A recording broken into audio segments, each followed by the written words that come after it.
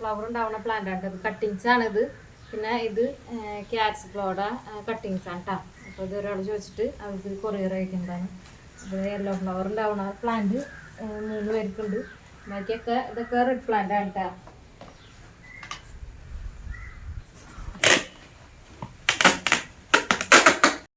അപ്പോൾ ഇത് നമ്മൾ ഇങ്ങനെ പാക്ക് ചെയ്തെടുത്തിട്ടുണ്ട്. ഇനി നമ്മുടെ ഫോൺ നമ്പറും ഇതൊക്കെ വെക്കുന്നതാണ് കേട്ടോ. നമ്മുടെ ചാനലിൻ്റെ പേരും കാര്യങ്ങളൊക്കെ. ഇനി ആളുടെ അഡ്രസ്സ് വയ്ക്കും കേട്ടോ.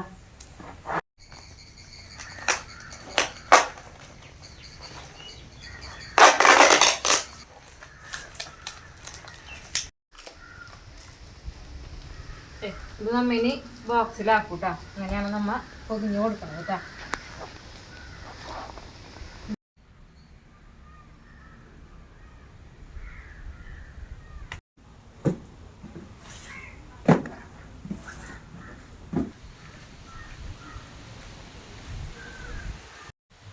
അപ്പോൾ ഇന്നത്തെ പാക്കിങ് കാര്യങ്ങളൊക്കെ കഴിഞ്ഞിട്ടുണ്ട്. ഇന്നത്തെ കൊറിയർ ഉണ്ടായി അയക്കാൻ പോണത്.